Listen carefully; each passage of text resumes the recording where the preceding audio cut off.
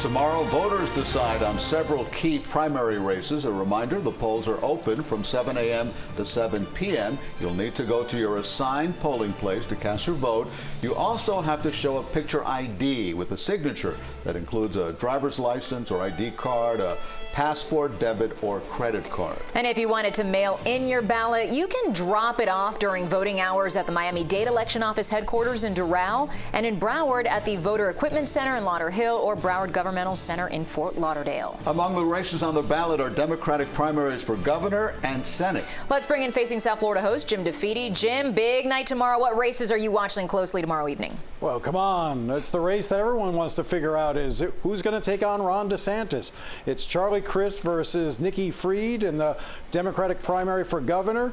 Nikki Fried seems to believe that she's got a bit of momentum. This following the Roe versus Wade decision being overturned. She thinks she's hit her stride finally and is out there campaigning really hard.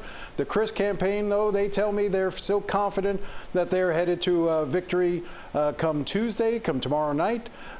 You know, this is one of those races where you better be careful what you wish for, because just because you win doesn't mean that life's going to get any easier for you with less than 80 days to take on Ron DeSantis, who has more than $130 million cash on hand and a pretty good approval rating in the state of Florida.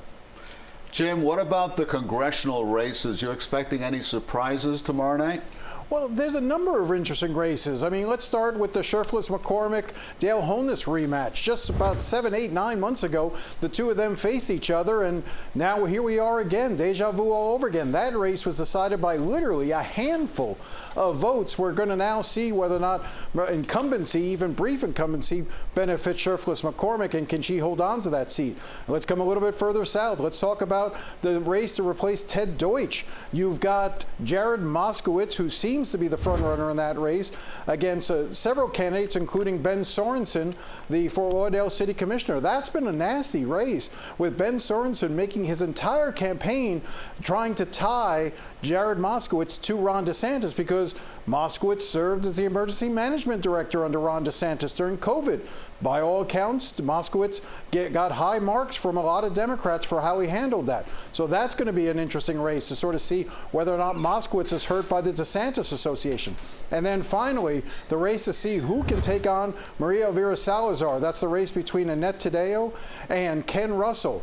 This is a very interesting race that's being watched nationally, because this race in Florida District 27, you know, this is one of the few chances in the entire country. It's the only real seat in the state of Florida that Democrats hope to turn from red to blue. It's one of maybe only a handful of seats in the entire country that might flip red to blue. So there's a lot of national Democrats keeping an eye on this race to sort of see what will happen, who the candidate is. Annette Taddeo has the backing of most of the major party establishment.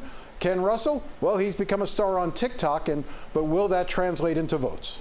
All right, Jim, it wasn't that long ago that seat flipped from blue to red, so it will be interesting to see if there's more back and forth there. We, of course, will be watching all those returns coming in tomorrow. You'll be here with us. Looking forward to your insight, as always.